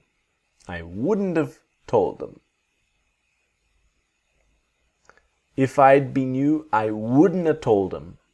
I wouldn't have told them. Okay? I would not have given it to them if I had known they were not going to use it. I wouldn't have given it to them if I had known they weren't gonna use it. I wouldn't have given it to them if I had known they weren't gonna use it. I wouldn't have given it to them. So I would not have given it to them. I wouldn't have given it to them if I had known they weren't gonna use it. I wouldn't have given it to them if I had known they weren't gonna use it. Alright, this brings us to the end of our video. Would not have to wouldn't. I hope you enjoyed it. Please watch it again. If it's a little bit complicated, contact me with questions, anything you need. See you in the next video when I will talk about could and could have. See you there. So, video 4, module 10. The last 3 videos we saw would have, etc. Now, in the next video, this video, I want to give you an introduction to could and could have. All right, let's go. When we use the word could, the first basic idea is about future possibilities. We could go to the beach. I could help you. Things that are possible sort of now and in the future. I could do it. I could whatever, right? So future is, or now is we could go today, right? Past possibilities is using could have. We could have gone yesterday. So this is very similar to would and would have, the same idea, right? What's the magic word? Have. Could have. Because if we have now in the future, I could go now, I could buy a new computer, I could whatever. To make this idea into the past, you need the word have. I could have gone. And this is crucial. If you want to express the idea about a past possibility and you forget the word have, the other person will be confused. If you say, I could send it, when what you really mean is in a past moment, past possibility, I could have sent it, but you say, I could send it, the other person understands you are talking about now or the future. What's the magic word? Have. Have is a magic word that makes this sentence into the past. Now, after have, you need the verb in the correct past participle, not the normal verb. But have is the magic word. The past is the past. We cannot change it. We use could have to talk about, imagine different possibilities in the past.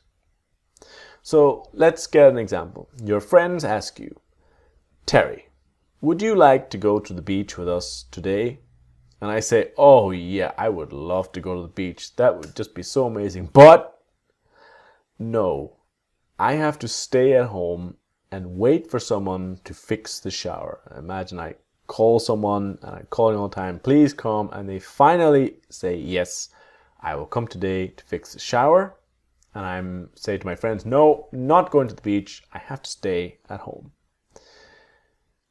Maybe this is a familiar situation.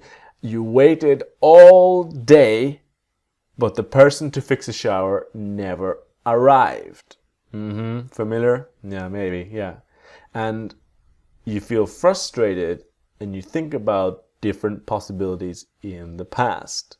You think about that, you lose a day, you think, oh, I could have gone to the beach with my friends. So the past is the past. I did not go to the beach, but I stop and think that guy did not come and I waited, and now I could have gone to the beach with my friends, but I didn't. So this is the idea. This is the basic concept. Now, the essential parts to this kind of sentence, this conditional is I, you, we, they, he, she, could. What's the magic word? Do you know it? Do you?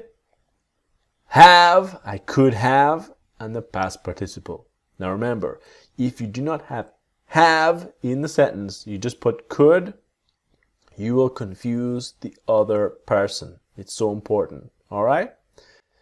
So that's the end of this basic introduction of could and could have. Watch it again if necessary, and join me in the next video when I'm going to start showing you how to use could have, and coulda. See you there. So in the last video, I gave you a basic introduction to could and could have. Please, if you're not sure, watch it again. And in this video, we're gonna see what native speakers are really saying using these conditionals, but could have and coulda. Ready? Let's go. In the last video, I showed you the basics. I could go there now. It's talking about now or the future. Past is I could have gone there, right? Always that a magic word makes the difference. What's the magic word? Now, maybe it's annoying for me to repeat this, but people always forget the magic word. So let's look at the pronunciation. This is very, very similar to would and would have. It's almost exactly, it's pretty much the same thing. What happening is the word have is slowly getting smaller, right? So if you pause now, can you guess? Can you guess what I'm going to say? Pause and try. Back, good, right. So I could have gone there. I could have gone there. What's next? I coulda. I coulda gone there. I could have gone there. I could have gone there, and I could have gone there. If I had not been late, if I hadn't been late, and if I hadn't been late, the basic disappearing T. But the important thing is the coulda. So let's get straight to the practice. Now this is so important about pausing, listening, repeating, and training. All right? And the sound looking for is the coulda. Coulda. So let's start. If it had not been so cold, we could have gone to the park. If it hadn't been so cold, we could have gone to the park. If it hadn't been so cold, we could have gone to the park. And if it hadn't been so cold, we could have gone to the park. Could have gone to the park, right? They could have told you the truth. They could have told you the truth. And they could have told you the truth. They could have told you the truth. He could have been killed in the accident. He could have been killed in the accident. And he could have been killed in the accident. He could have been killed. I could have quit my job, but I decided to stay. I could have quit my job, but I decided to stay. And I could have quit my job, but I decided to stay. I could have quit my job, but I decided to stay. He could have sent her the email yesterday. He could have sent her the email yesterday, and he could have sent her the email yesterday. He could have sent her the email. He could have sent her the email, and he could have sent her. He could have sent her the email yesterday. He could have sent her. We could have told them before, but we did not. We could have told them before, but we didn't. And we could have told them before, but we didn't. We could have told them before, but we didn't. Alright, so that ends this video. I'll see you in the next video when maybe you can guess. It's about could not have to couldn't. See you there. Alright, so we continue our exploration of could have, and this is very, very similar to wouldn't, but now it's could not have to couldn't. Let's go. When we talked about could, we talked about possible things in the future. But obviously, when you use could to could not, it's about impossible things in the future. So we could not buy a car, impossible. We could not take you there, impossible, right? So this would be about the future. Same basic idea as in it's possible or impossible, but talking about now or the future, we could not buy a new car. What's the magic word? What's the magic word? Have, right? Impossible things in the past. With the magic word, we could not have bought a new car, or we could not have taken you there. All right? So it's the same basic idea. What happens in the pronunciation? So I could not have known. It's a situation with have in the past, and it was impossible in the past. It was impossible for me to know this. I could not have known. To I couldn't have known. To I couldn't have known. So next, the couldn't, the T will disappear, and the iv or have will become a, right? I couldn't have known. I couldn't have known, right? Couldn't. So this is what you're training your ears to understand and be able to understand when native speakers. He couldn't have known that. He could not have known that. He couldn't have known. Couldn't.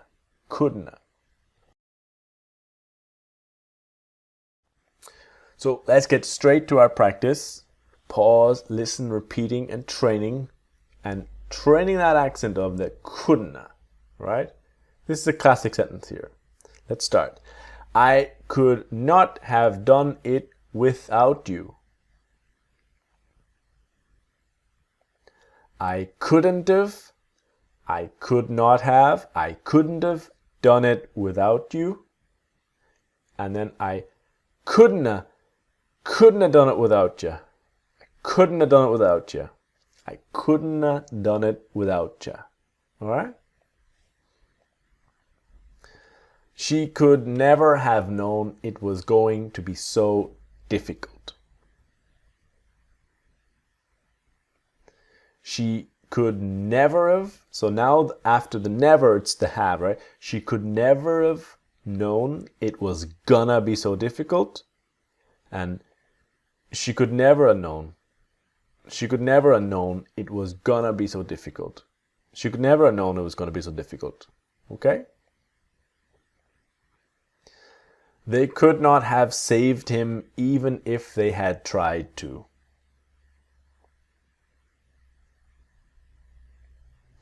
They couldn't have saved him. They couldn't have saved him even if they had tried to. And they couldn't have saved him even if they'd tried to. They couldn't have saved him even if they'd tried to. They couldn't have saved him even if they'd tried to. We could not have helped them even if we had wanted to. We couldn't have helped them even if we had wanted to. We couldn't have helped them, and we couldn't have helped them. We couldn't have helped them, even if we'd wanted to. So we couldn't have, we couldn't have helped them even if we'd wanted to. We had, we'd, right? They could not have known there would be a natural disaster. They couldn't have known there would be a natural disaster. And they couldn't have known there'd be a natural disaster. They couldn't have known there'd be a natural disaster. So this ends this video. I'll see you in the next video where I'm going to start talking about should and should have. All right, here we go. In the last two videos of the course, I want to talk about should have, and shoulda. Let's go.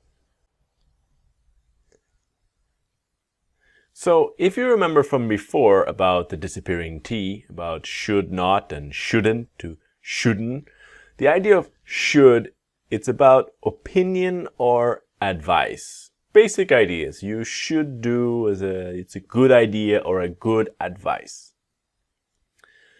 You should go to the doctor. So this is not a big serious problem. You should go to the doctor. You should send the letter today. As in, it's a good idea. It's good advice. Now, the important thing here is that you should send is about now, right? So any ideas? What's the magic word? If we want to talk about the past, be you should have sent. So after have, it's a past participle, but it's you should have sent the letter yesterday. So again, the past is the past. We cannot change it, but in this case, we can have an opinion about the past. What you should have done. You should have sent the letter yesterday. So it's all about the magic word, right? You should have. The number one mistake when students start to use this, they forget the word have, and they say something like, I should go to the park, when what you really mean is, I should have gone to the park. Now, be careful because this is confusing to the other person. If you forget the magic word, the other person does not clearly understand, are you talking about the past or are you talking about now and the future?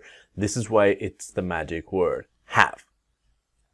So you should do it now, and you should have done it yesterday. An opinion on the past. So I, you, we, they, he, she should and have and the past participle. After the have, you must go into that past participle of done, been, gone, etc. Okay, been, done, wanted, or whatever. All right. So let's look at the contractions. If you remember from the previous videos, would have, woulda, could have, coulda. So should have told you will become should have told you. And then should have will become shoulda. So this is the name of the module. Coulda, woulda, shoulda. I should have told you. I should have told you. I should have told you. Oh man, I'm sorry. I should have told you.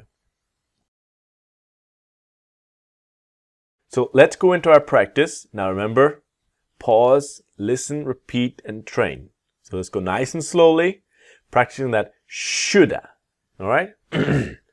I should have given him the money. I should have given him the money to I should have given him the money. I should have given him the money. I should have given him the money. I should have given him the money. They should have explained all this to him.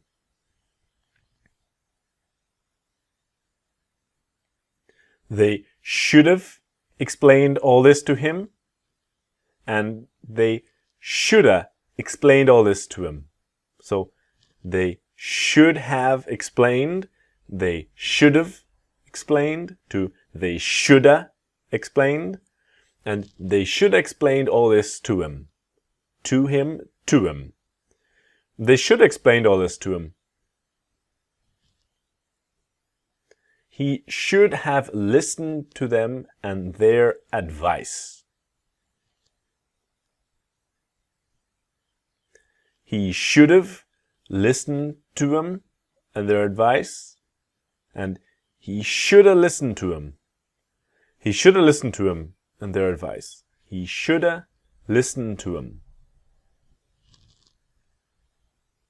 You really should have been more careful. You really should have been more careful. You really should have. You should have been more careful. And you really should have been. You should have been more careful.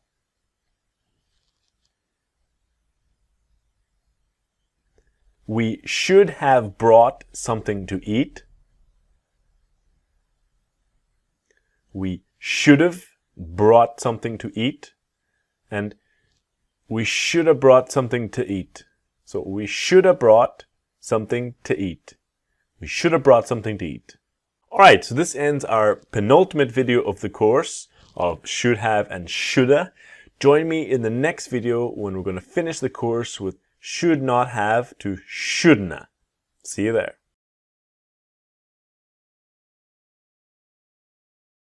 In this final video of the course, congratulations to get here, we are going to look at should not have to shouldna. Let's go. So we are learning all the basics, all repeating the same things. We saw of I would have, I woulda, I would not have, I wouldna, I could have, I coulda, I couldn't have, I could not have, I couldna. And the same thing here, right? So we should not tell him, which is for now, as an advice or suggestion or opinion, we should not tell him. And what's the magic word? What makes this become the past? Have, right? Always the magic word. So we should not tell him now, and we should not have told him. So we should not have told him. It's in the past. We cannot change it now. But we did tell him. We told him. And now we are regretting our decision and thinking, we should not have told him. That was a bad idea. But it's an opinion about the past. If we look at our contractions, so this is very similar to the previous videos. I should not have done it. I shouldn't have done it.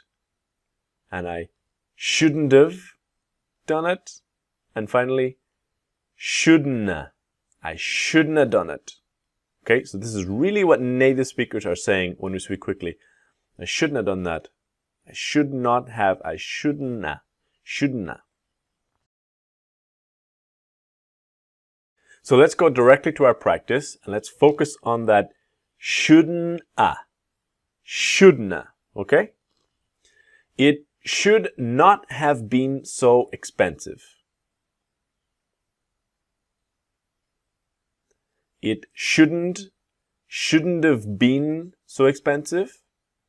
And it shouldn't have been so expensive. Shouldn't have been so expensive. The computer should not have updated itself. The computer shouldn't have updated itself. And the computer shouldn't have updated itself. The computer shouldn't have updated itself. We should not have drunk so much coffee before the journey. So you're in your car in a journey and you drank too much coffee. We should not have drunk so much coffee. We shouldn't have drunk so much coffee before the journey. And we shouldn't have drunk so much coffee before the journey. He should not have told her about that. He shouldn't have told her about that. And he shouldn't have told her. He shouldn't have told her about that. He shouldn't have told her about that. He should not have done that without checking with me first. He shouldn't have done that without checking with me first. And he shouldn't have done that without checking with me first. So shouldn't have done that without checking with me first. So this ends our course, How to Understand English Native Speakers. I really hope you enjoyed it. It was a big project for me to finish, and I hope you can really enjoy this material, get the most out of it, and always stay in contact with EnglishWithTerry.com and on Facebook and on Instagram and all the social networks. And thank you so much for enjoying and watching my course. See you then.